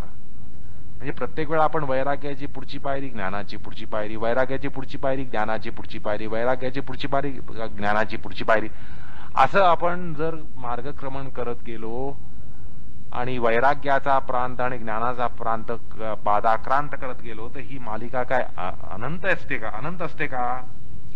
तर उत्तर असं नाही. या ठिकाणी अनवस्था दोष संभवत नाही. कुठल्याही प्रकारे अनवस्था दोष असं या ठिकाणी लावू नये. ही अनंत मालिका असते असं म्हणू नये. कारण ज्ञानाची पराकाष्ठाच वैराग्य असते. या परवैराग्याला कैवल्य कदापिही अंतरत नाही, किंवा तेव्हा कैवल्य समीप आणि निश्चित असतं, असं लगेचच्या सूत्रामध्ये सांगितलं. म्हणजे ह्या पायऱ्या चढता चढता चढता चढता एक शेवटची पायरी येते असं मोक्षशास्त्र सांगतं. आणि ते जे वैराग्य असतं, वैराग्याची जी शेवटची पायरी असते ती ज्ञानाची पराकाष्ठा असते. आता ज्ञानाची पराकाष्ठा म्हणजे हे अंतिम टोक झालं. अर्थात ज्ञानाची पराकाष्ठा असते म्हटल्यानंतर वैराग्याची पराकाष्ठा असते. अर्थात हा जो चढता क्रम आता आपण पाहिला, तो चढता क्रम हा अनंत नाहीये, तर कुठेतरी ज्ञानाची पराकाष्ठा आणि वैराग्याची पराकाष्ठा त्यांची परिसमाप्ती ही होत असते. आता ती कुठे होते हा या ठिकाणी प्रश्न आहे. ती कुठे होते हाच प्रकार आता लगतच्या सूत्रामध्ये सूत्रकार सांगणार आहेत. आणि म्हणूनच 16व्या म्हणजे आगामी सूत्राला एक ज्याला प्रस्तावना म्हणता येईल किंवा ज्याला संबंध भाष्य म्हणतात, तर तशा दृष्टीने भाष्यकार म्हणतात, ज्ञानस्यैव पराकाष्ठा वैराग्यम एतस्यैव हि नांतरीयकम कैवल्यम इति, असं त्या 16व्या सूत्रामध्ये ते म्हणतात, भाष्यकार म्हणतात. याचा अर्थ असा की ज्ञानाची पराकाष्ठा म्हणजे परवैराग्य होय, आणि या वैराग्याला कैवल्य कदापिही अंतरत नसतं. आता कैवल्य किंवा मोक्ष झाल्यानंतर पुढे ज्ञानाचा प्रांत असतो असं म्हणण्याला काय अर्थ आहे, किंवा वैराग्याचा प्रांत म्हणायला असतो असं म्हणायला काय अर्थ राहणार? अहो, कैवल्य झालं, मोक्ष झाला. त्यामुळे भाष्यकार असं सांगतात की पराकाष्ठेचं ज्ञानाची पराकाष्ठा गाठली तर कैवल्य त्याला कदापिही अंतरत नाही, कुठलंही कारण त्याला थोपू शकत नाही, असा सिद्धांत आहे. म्हणजे ज्ञानाचा परम उत्कर्ष म्हणजेच वैराग्याचा परम उत्कर्ष असतो. आला का लक्षात? ज्ञानाचा परम उत्कर्ष म्हणजेच वैराग्याचा परम उत्कर्ष. आणि या दोन्हीच्या परमोत्कर्षामध्ये माणसाला आध्यात्मिक परमोत्कर्ष असतो. अर्थात कैवल्य, मोक्ष, ब्राह्मीकरण याच त्या अवस्था असतात, असं या ठिकाणी आपल्याला शास्त्र सांगून जातं. आता अशा प्रकारचं हे तात्पर्य सांगताना या ठिकाणी मुंडकोपनिषदामधली एक कंडिका स्मरते. भीद्यते हृदय ग्रंथी छिद्यन्ते सर्व संशयाः क्षीयन्ते च अस्य कर्माणि तस्मिन् दृष्टे परावरे. याचा अर्थ असा की परम ब्रह्माच्या ज्ञानाच्या पराकाष्ठेने परमोत्कर्षामध्ये वासनाक्षय होतो, सर्व संशय आणि जिज्ञासा मिटतात आणि कर्मबंधन तुटतं, अर्थात मोक्ष होतो. कठोपनिषदामध्ये सुद्धा अशाच प्रकारे आशय दिसतो. यदा सर्वे प्रमुच्यन्ते कामा ये अस्य हृदि श्रिताः अथ मर्त्यो अमृतो भवति अत्र ब्रह्म समश्नुते. जेव्हा हृदय स्थित सर्व कामना वासना संपुष्टात येतात आणि वितृष्णा नांदते, तेव्हा मर्त्य मानव अमृतत्वाला प्राप्त होतो आणि लागलीच ब्रह्मत्वाला सुद्धा पोचतो. अर्थात त्याला त्या ठिकाणी कैवल्य प्राप्त होतं. कैवल्य त्याला अजिबात अंतरत नाही, असा काठकश्रुतीचा सुद्धा अर्थ आहे आणि भाष्यकार सुद्धा तसंच सांगतात. असो, आता वैराग्य आणि ज्ञान प्रक्रिया यांच्यातला जो संबंध सांगितला तो आपण जरा पाहूया. त्यामागे त्याचं विशेदन जरा करूया की हा कशा प्रकारचा संबंध असतो. आता समस्त प्रापंचिक, लौकिक, पारलौकिक, स्थूल, सूक्ष्म, ऐंद्रियिक, बुद्धिगोचर सगळ्या वैश्विक पदार्थांचा म्हणजे ज्याला फिनॉमिनल क्रिएशन म्हणता येईल, यांचा सगळ्यांचा केंद्र मध्य हा आत्मिक असतो, आध्यात्मिक असतो. तो वैदिकांचा प्रसिद्ध ब्रह्मवाद. आणि अध्यात्मवाद. आता वैदिक तत्वज्ञानानुसार वैश्विक विषयांची जी एक संघटना असते ना, ती कशी असते हे एक आपण या ठिकाणी एका आकृतीद्वारा समजून घेऊया. तुम्ही एक समोर कागद घ्या आणि कागदावर एक वर्तुळ काढा. आता या वर्तुळामध्ये आंतरवर्तुळ काढायला लागतील. ती 3 आंतरवर्तुळ काढा आणि एक मध्ये केंद्र मध्य दाखवा. एक बाह्य वर्तुळ आणि त्या वर्तुळामध्ये 3 आंतरवर्तुळ आणि केंद्र मध्य. तर आता असं पहा की ह्यातलं जे अगदी बाह्य वर्तुळ जे आहे किंवा ज्याला बाह्य स्तर किंवा पहिला स्तर जो असतो तो वैषयिक स्तर असतो, तो विषयांचा स्तर असतो. शब्द स्पर्श रूप रस गंध अशा स्वरूपाचे ते विषय असतात. तो वैषयिक स्तर, हा बाह्य स्तर, पहिला स्तर म्हणजे वैषयिक स्तर. त्यानंतर त्याच्या आतमध्ये जो दुसरा स्तर असतो ना, तो दुसरा स्तर म्हणजे भौतिक स्तर. तर त्याची नोंद त्या ठिकाणी त्याला भौतिक स्तर असं नाव द्या. म्हणजे बाह्य स्तराला वैषयिक स्तर असं नाव द्यायचं आणि त्याच्या आतल्या पहिल्या आंतरवर्तुळाला भौतिक स्तर असं द्यायचं आणि त्याच्याही आतल्या वर्तुळाला सूक्ष्म पराभौतिक स्तर असं नाव द्यायचं आणि त्याही पलीकडच्या म्हणजे चौथ्या स्तराला चौथं जे वर्तुळ आहे त्याला त्रिगुण स्तर, गुणत्रयांचं स्तर असं म्हणायचं. आणि केंद्रमध्य जो आहे तो केंद्रमध्य म्हणजे अव्यक्ताचा प्रांत, तो अव्यक्ताचा प्रांत. अशा प्रकारे ही जी तुम्ही समोर आकृती काढली असेल तर आता त्याच्या अनुषंगाने असा विचार करूया की या ठिकाणी जो पहिला स्तर दाखवला आहे तो विश्वाचा वैषयिक स्तर असतो. हा ऐंद्रिक ज्ञानाचा स्तर असतो, ऐंद्रिक विषयांचा स्तर असतो. आणि हेच विश्वातले इंद्रिय गोचर, बुद्धी मनस गोचर असे विषय त्यांची या ठिकाणी गणना केली जाते. त्यानंतर जो दुसरा स्तर असतो ना तो भौतिक स्तर. या स्तरामध्ये पृथ्वी, अप, तेज, वायू, आकाश या पंचमहाभूतांची संघटना असते. या पंचमहाभूतांची संघटना ही दुसऱ्या स्तरावर असते आणि यांचा साक्षात्कार हा आपल्या डोळ्याने होत नाही. हे आपले प्रत्यक्ष विषय नसतात. पंचमहाभूतांचा साक्षात्कार किंवा त्यांचं दर्शन आपल्या डोळ्याने होत नाही, आपल्या इंद्रियांनी होत नाही. तर त्या समाधी चक्षुतूनच पंचमहाभूत ही अवगत होत असतात. आणि या समाधीलाच योगशास्त्रामध्ये वितर्कानुगत संप्रज्ञात समाधी असं म्हटलं जातं. आता त्याच्या आतला जो तिसरा स्तर आहे तो तिसरा स्तर म्हणजे शब्द तन्मात्र, स्पर्श तन्मात्र, रूप तन्मात्र, रस तन्मात्र, गंध तन्मात्र अशा 5 सूक्ष्म महाभूतांचा तो स्तर असतो. म्हणजे पंचमहाभूताची जी बीज असतात, पंचमहाभूतांची बीज ही या तन्मात्रांमध्ये असतात. तर पंचमहाभूतांची जी ही बीज आहेत त्यांचा हा स्तर असतो, तन्मात्रांचा हा स्तर असतो. आणि त्याच्या पुढे अहंकार तत्वाची, महत्त्वाची ही संघटना असते. म्हणजे हे तन्मात्र कशामुळे बनतात तर वैश्विक अहंकार आणि महत्त्व याच्यापासून ते बनतात.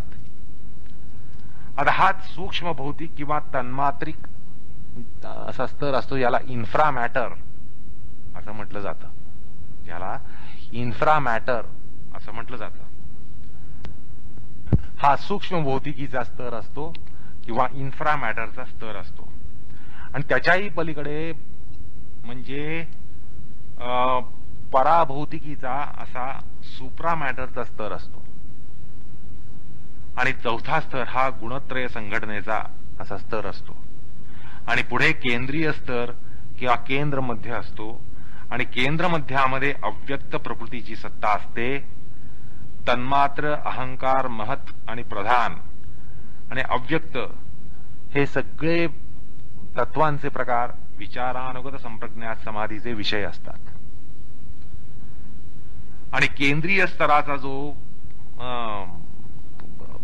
प्रकार आहे अव्यक्त तत्व, आणि त्या अव्यक्तामध्ये त्या केंद्र मध्यामध्ये ईश्वर असतो.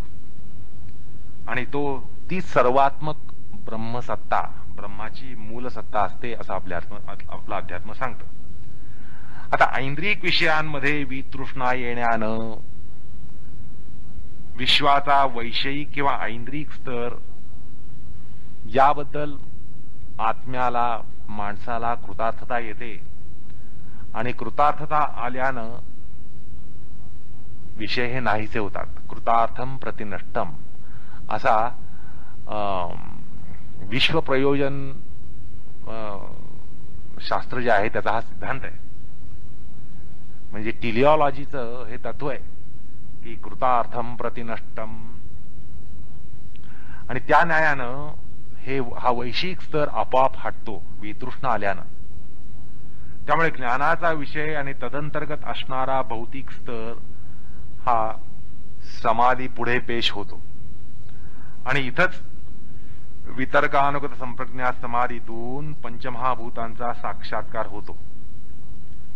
थोडक्यात म्हणजे ऐंद्रिक विषयात वितृष्णा आल्यानं पंचमहाभूतांचा साक्षात्कार होतो. आणि पुढे या भौतिक स्तराविषयी सुद्धा वितृष्णा येऊन तो स्तर सुद्धा कृतार्थम प्रतिनष्टम या न्यायानं निवृत्त होतो. आणि इथंच शब्द, स्पर्श, रूप, रस, गंध या तन्मात्रांचं साक्षात्करण होतं. या तन्मात्रांनाच इन्फ्रा मॅटर असं म्हणता येईल. त्याचप्रमाणे जी अहंकार आणि महत ही पराभौतिकीची तत्व असतात त्यांचा साक्षात्कार हा त्यानंतर होतो. त्यांना सुप्रा मॅटर असं म्हणता येईल. आता हे साक्षात्कार विचारानुगत संप्रज्ञात समाधीमध्ये होत असतात. थोडक्यात सांगायचं म्हणजे पंचमहाभूत यांच्याबद्दल वितृष्णा येण्यानं तन्मात्रांचा साक्षात्कार होतो.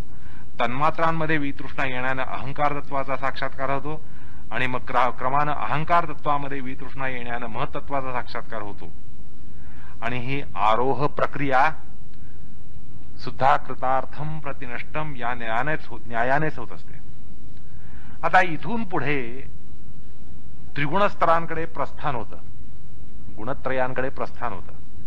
आणि इथंच संप्रज्ञात आणि असंप्रज्ञात समाधीतील उंबरठा लागतो.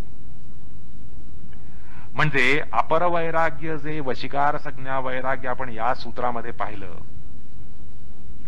त्याची पराकाष्ठा या स्तरामध्ये होत असते.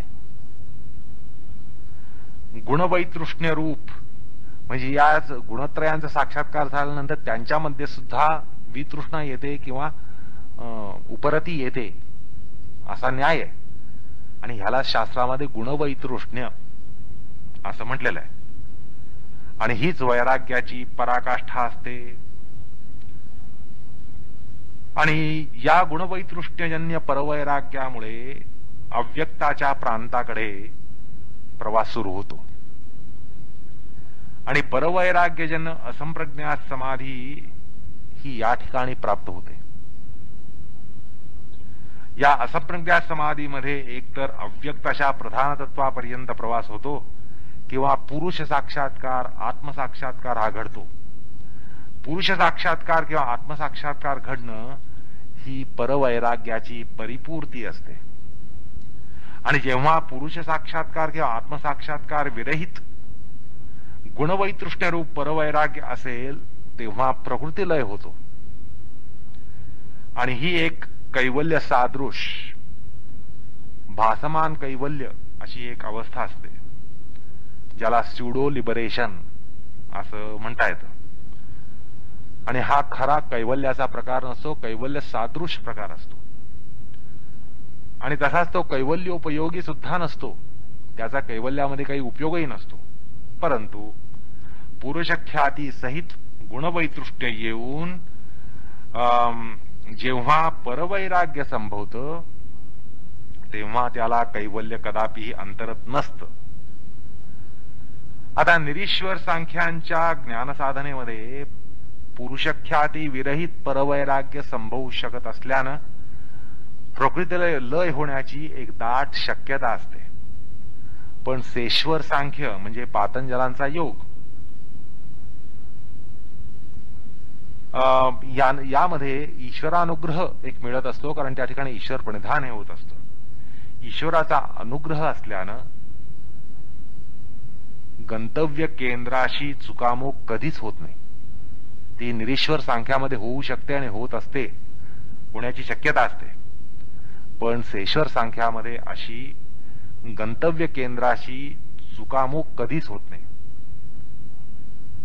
तर निरीश्वर सांख्यांना प्रकृतीलय होण्याची भीती असते आणि अशी भीती सांख्यकारिकेमध्ये भयापोटी म्हटलेलं आहे, वैराग्यात प्रकृतीलयाः. याचा अर्थ असा आहे की एका विशिष्ट वैराग्यामुळे कैवल्य न संभवता प्रकृतीलय संभवतो. आता ते प्रकृतीलय घडवणारं वैराग्य कुठचं, तर सांख्यकारिकेचे टीकाकार स्पष्टीकरण देताना म्हणतात, पुरुषतत्व अनभिज्ञस्य वैराग्यमात्रात प्रकृतीलयः. आत्मतत्वाचा साक्षात्कार न होता जे गुणवैतृष्ण्य येतं त्यामुळे प्रकृतीलय होतो. आता पुरुषतत्वाविषयी अज्ञ म्हणजे अनभिज्ञ असण्यानं, अर्थात पुरुषख्याती विरहित गुणवैतृष्ण्य येण्यानं प्रकृतीलय संभवतो असं सांख्यशास्त्र सांगतं. आणि वाचस्पती मिश्र त्याचं स्पष्टीकरण देतात. सांख्यकारिकेवरील त्यांची टीका जी आहे त्या टीकेमध्ये तत्वकौमुदीमध्ये ते म्हणतात, पुरुषतत्व अनभिज्ञस्य वैराग्यमात्रात प्रकृतीलयः. तर दुसरे एक टीकाकार गौडपादाचार्य ते सुद्धा असाच अभिप्राय व्यक्त करतात, अज्ञानपूर्वक वैराग्यात प्रकृतीलयः. अर्थात प्रकृतीलय घडवणारं गुणवैतृष्ण्य किंवा तसं ते वैराग्य ते सुद्धा परवैराग्य ठरतं. या वैराग्यात सुद्धा अनभिज्ञतेचा अन्वय असतो किंवा गौडपादांच्या मतानं अज्ञान असतं असं जे म्हटलं गेलं त्याबद्दल एक या ठिकाणी अशी शंका उभी राहते. अहो तुम्ही आधी सांगितलं की वैराग्यातून ज्ञानातून वैराग्य मिळतं, मग या वैराग्यात अज्ञान कुठं उपटलं. अर्थात वैराग्याची पराकाष्ठा म्हणजे ज्ञानाची पराकाष्ठा असते असं आपण सांगितलं आणि असं आपलं अध्यात्मशास्त्रही सांगतं. मग असं असताना परवैराग्य प्राप्त होऊन सुद्धा अज्ञान कुठे उपटलं, म्हणजे परवैराग्यामध्ये अज्ञानाचा अन्वय कसा काय सांगितला, या विसंगतीबद्दल खुलासा द्या. अत्यंत योग्य आहे, खुलासा मागणं हे अत्यंत योग्य आहे. तर असं पहा की हा गुणांचा जो प्रांत आहे, गुणत्रयांचा जो प्रांत आहे, हा गुणवैतृष्ण्यानंच ओलांडला जातो. गुणांचा जो प्रांत आहे म्हणजे आपण कृतार्थम प्रतिनष्टम या न्यायानं आपल्याला असं म्हणता येतं की हा गुणाचा प्रांत, त्रिगुणांचा प्रांत, गुणत्रयांचा प्रांत हा गुणवैतृष्ण्यानंच ओलांडला जातो. गुणवैतृष्ण्य आल्याशिवाय गुणांना ओलांडता येत नाही, गुणांच्या पलीकडे जाता येत नाही. आता गुणांच्या पलीकडे अनविष्कृत असा अव्यक्ताचा एक प्रांत असतो. गुणांच्या पलीकडे गुणसाम्यावस्थ अशी जी अव्यक्त प्रकृती आहे त्याचा प्रांत असतो. आता एका अर्थानं प्रकृतीची अलिंगावस्था आणि पुरुषसत्ता या अव्यक्त दोन्ही अव्यक्त असतात. म्हणजे आत्मतत्व हेही अव्यक्त आहे आणि मूळ प्रकृती ही पण अव्यक्त आहे. आता अनात्मवादी तत्वचिंतक बौद्ध आणि प्रकृती उपासक काही निरीश्वर सांख्य हे प्राकृतिक अव्यक्तगत येणाऱ्या शून्य अवस्थेत अधिक रस घेऊन प्रकृतीमध्ये मग्न होतात. असं आहे, तो अव्यक्ताचा प्रांत आहे. आत्म्यासारखाच तो अव्यक्ताचा प्रांत आहे.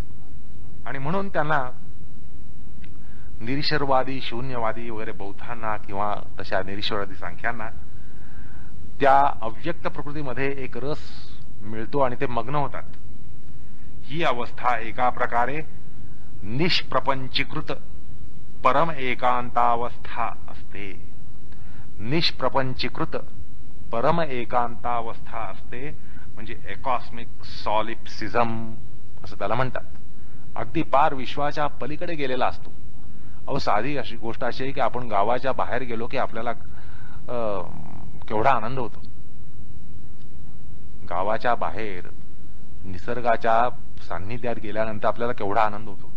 आता ही माणसं ज्या वेळेला प्रपंचाच्या पलीकडे जातात, निष्प्रपंचीकृत एकांतावस्था ज्यावेळेला घेतात, परम एकांतावस्थाचा ज्यावेळेला अनुभव घेतात, आता त्यांना किती आनंद होत असेल. या अवस्थेत त्यांना काय असतं? ना सुख, ना दुःख, ना मोह, ना किंचित संवेदना. म्हणजे फरक एवढाच की आपण गावाबाहेर जाणं आणि त्यांनी प्रपंचाच्या बाहेर जाणं यात फरक असा आहे की आपण गावाबाहेर जाऊन आपण सुखी होतो. आपण आपल्या गावातल्या जीवनाची दुःख विसरतो, धावपळ विसरतो आणि निसर्गाच्या सान्निध्यामध्ये आपण स्वातंत्र्य उपभोगतो. आपल्याला त्या ठिकाणी एक आनंद असतो. पण हे प्रपंचा पलीकडे ज्यावेळेस जातात ना, ती अवस्था एक विलक्षण असते. ना दुःख, ना सुख, ना मोह, ना किंचित संवेदना, असा हा अननुभवात्मक असा तो एक प्रकार असतो. आणि ही एक भावातीत अवस्था असते. गुणांच्या पलीकडच्या अव्यक्त प्रकृतीतील प्रांतामध्ये त्यांचा लय होत असतो. आणि अव्यक्त अशा भावातीत किंवा पुरुष साक्षात्कारात सुद्धा एक त्या ठिकाणी थोडासा भेद असतो. कारण दोन्ही शेवटी अव्यक्त आहेत. मग भेद तसा जवळ जाहीच आहे. दोन्हीमध्ये भेद जवळ नाहीये, कारण दोन्ही अव्यक्ताचे प्रांत आहेत. आणि त्यामुळे विवेक फार अवघड जातो. दोन्ही अव्यक्ताचे प्रांत असल्यामुळे त्यांच्यामध्ये विवेक करणं फार अवघड जातं. मूल प्रकृतीचा अव्यक्त प्रांत आणि आत्मतत्वाचा अव्यक्त प्रांत हे दोन्ही अव्यक्ताचे प्रांत आहेत. असं पहा, ब्लॅकआउट. गावामध्ये ब्लॅकआउट झाल्यानंतर तुम्हाला डोळे बांधून एका स्थानातून दुसऱ्या स्थानात नेलं, डोळे उघडले, पुन्हा डोळे बांधले आणि पुन्हा तिसऱ्या स्थानामध्ये नेलं, पुन्हा डोळे उघडले आणि तुम्हाला विचारलं की पहिलं स्थान कुठलं आणि दुसरं स्थान कुठलं, तर तुम्ही काय सांगू शकणार? तुम्हाला सांगता येत नाही. ब्लॅकआउट झाल्यानंतर शहराच्या पूर्व भागातला ब्लॅकआउट आणि पश्चिम भागातला ब्लॅकआउट यात काहीच फरक नसतो. तर त्यामुळे त्या ठिकाणी विवेक करणं जसं अवघड जातं, तसंच या ठिकाणी विवेक करणं अवघड जातं. आणि त्यामुळे तो विवेक संभवत नसल्यानं त्याला या ठिकाणी अज्ञान म्हटलेलं आहे. त्या अर्थाने त्याला अज्ञान म्हटलेलं आहे. विवेकाभाव ठरवला आहे. तुमचं आमचं जे अज्ञान आहे आणि अविवेक जो आहे आणि या परवैराग्याच्या प्रांतात जे अज्ञान आणि अविवेक संभवतो त्यांच्यात अर्थार्थी संबंध नाहीये. आलं का लक्षात? याला या ठिकाणी जरी अज्ञान म्हटलं तर परवैराग्याच्या अन्वयामध्ये अज्ञान कुठून संभवलं असा तुम्ही जो प्रश्न केला, तर त्यांचं अज्ञान आणि तुमचं आमचं अज्ञान यांच्यात अर्थार्थी संबंध नाहीये. तर त्यांच्यामध्ये अज्ञान का, तर तो परमश्रेणीचा परमोच्च क्षणाला लागणारा जो विवेक आहे, तो विवेक करता त्यांना येत नाही, कारण दोन्ही अव्यक्ताचे प्रांत असतात. मग हा अव्यक्त प्रांत प्रकृतीचा का अव्यक्त प्रांत आत्म्याचा? आत्माचा निराकार, निर्गुण, निर्विशेष असा आहे, तसं मूळ प्रकृती सुद्धा तशीच आहे. मग हा जसा अंधकार पूर्व प्रदेशाचा का पश्चिम प्रदेशाचा हे जसं सांगता येत नाही, तसाच प्रकार या ठिकाणी असल्यानं त्या प्रकारचं ते अज्ञान असतं आणि म्हणून त्याला अज्ञान म्हटलं. पण हे अज्ञान तुमच्या आमच्या मधल्या अज्ञानासारखं अज्ञान नाहीये. तो जो अविवेक आहे तो तुमच्या आमच्यात संभवणारा जो अविवेक आहे तसल्या प्रकारचा नाहीये. त्यांच्यात अर्थार्थी संबंध नाहीये, असं अभ्यासकांनी या ठिकाणी पक्क समजावं. त्यामुळे या अज्ञानाचा अर्थ तुम्ही आम्ही करतो तसा तो अज्ञान नाहीये. असो, सांख्य प्रवचन भाष्यामध्ये विज्ञान भिक्षू म्हणतात, विवेक ज्ञानाभावे यदा महदादिषु वैराग्यम प्रकृतिपासनाया भवति तदा प्रकृतिलयो भवति. याचा अर्थ असा की जर म्हणजे वर म्हटल्याप्रमाणे अव्यक्त प्रकृती आणि अव्यक्त पुरुष यामध्ये विवेक न होण्यानं पण महदादी प्रकृती तत्वांमध्ये वैराग्य येण्यानं जी मूळ प्रकृतीची उपासना संभवते त्याने हा प्रकृतिलय संभवतो. असो, आता आध्यात्मिक अत्युत्कर्ष हा केवळ गुणवैतृष्ण्यजन्य वैराग्यानं संभवत नसतो, तर पुरुषख्याती कारण येणाऱ्या गुणवैतृष्ण्यातून संभवत असतो. आणि म्हणूनच योगसूत्रकार लगेचच्या आगामी सूत्रात केवळ परवैराग्य सांगत नाहीत, तर तत्परम पुरुषख्याते गुणवैतृष्ण्यम असं म्हणतात. म्हणजे पुरुषख्यातीमुळे पुरुषख्यातीद्वारा जे गुणवैतृष्ण्य येतं तेच परवैराग्य असतं. पुरुषख्याती शिवाय पुरुष साक्षात्काराशिवाय आत्मसाक्षात जे गुणवैतृष्ण्य येतं ते गुणवैतृष्ण्य परवैराग्य नसतं, असा स्पष्टाशय योगसूत्रामध्ये आहे. आता असं तुम्ही म्हणाल की हा सगळा प्रपंच या वैराग्याच्या सूत्रात का आला, तर असं आहे की या सूत्रामध्ये वशिकार संज्ञा नामक वैराग्य सांगितलं गेलं. अर्थात ते वैराग्य समाधीला कारक असतं आणि म्हणूनच त्याचा आणि समाधीचा अन्वय सांगणं हे सूत्रावरच्या विवरणाला अत्यंत अभिप्रेत असल्यानं आपण वैराग्याची वाटचाल तिथपर्यंत आणली. या सूत्रात वैराग्याचा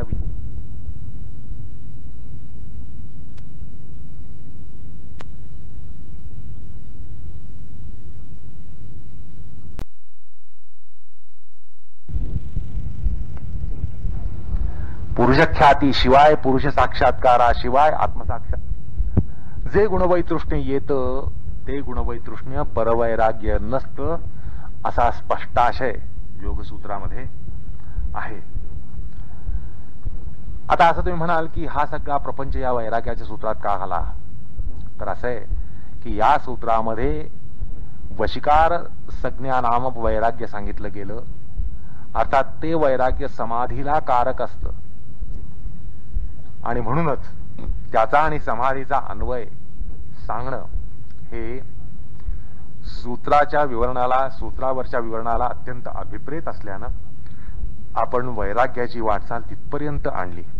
या सूत्रात वैराग्याचा विचार करताना अगदी वैराग्याचा ओनामा, त्याचा पहिला डोस आठवतोय का बघा. वैराग्याचा पहिला डोस सांगितला. त्या पहिल्या डोस पासून संप्रज्ञा समाधीदायक असं जे वैराग्य असतं तिथपर्यंत वाटचाल या सूत्रामध्ये असल्यानं त्याचं एवढं विशदन या ठिकाणी करावं लागलं. अर्थात लगेच त्याला जोडून वैराग्य ज्ञान यांच्यामध्ये जी चढती कमान असते, मग तो जो चढता क्रम आहे तो कुठल्याही प्रकारे अनवस्था दोषाला प्राप्त होत नाही. आणि परवैराग्य म्हणजे ही एक अत्युच्च अशी किंवा परमोच्च एक पायरी असते असं अध्यात्मशास्त्र सांगतं. म्हणून त्याचाही निर्देश या ठिकाणी झाला. आणि परमोच्च पायरीच्या संदर्भात म्हणजे परवैराग्याच्या संदर्भात आपण असंप्रज्ञा समाधीचा थोडासा ओझरदा उल्लेख त्या ठिकाणी आपल्याला करावा लागला. तर त्यामुळे एवढा सगळा उहापोह हा सूत्राभिप्रेत आहे असं या ठिकाणी मुद्दाम सांगावं असं वाटतं. असो, आता आपण तृष्णा आणि बंध आणि वितृष्णा आणि ज्ञान आणि परमवितृष्णा आणि मोक्ष यांच्या संबंधातील संगती समजून घेऊया. पुन्हा एकदा ऐका. तृष्णा आणि बंध म्हणजे तृष्णा आणि अज्ञान यांचा संबंध, तसंच वितृष्णा आणि ज्ञान यांचा संबंध, वैराग्याचा प्रमाण आणि त्याला सुसंगत असं ज्ञानाचं प्रमाण कसं असतं, आणि तसंच परमवितृष्णा आणि मोक्ष यांचा संबंध कसा असतो, ही जी यांची संगती जी आहे ती आता आपल्याला या ठिकाणी समजून घ्यायला पाहिजे. असे आहे की तृष्णेमुळे बंध दृढावतो. हे काही वेगळं स्पष्टीकरणाद्वारे सांगायचं कारण नाही. जशी आपली तृष्णा वाढेल, जशी तृष्णा असेल तसा बंध असतो. आपण अडकतो त्या ठिकाणी. तृष्णेमुळे आपण विषयात अडकतो, तृष्णेमुळे आपण संसारात अडकतो. त्यामुळे म्हणजे तृष्णेमुळे बंध दृढावतो आणि ज्ञानाला सीमा पडतात. तृष्णा आली की बंध आला, बंध आला की ज्ञानाला सीमा पडली. तर वितृष्णा येण्यानं बंध सैल होतो, वितृष्णा आल्यानं बंध सैल होतो आणि ज्ञानाच्या कक्षा क्रमानं रुंदावतात. शेवटी परमवितृष्णेने कृतार्थता येऊन बंधाची परिसमाप्ती होते आणि मोक्ष होतो, अशी या मीमांसेची प्रस्तावना मांडून आता आपण ती मीमांसा करूया. पण ती पुढल्या प्रसंगी करूया. कृष्णार्पणमस्तु.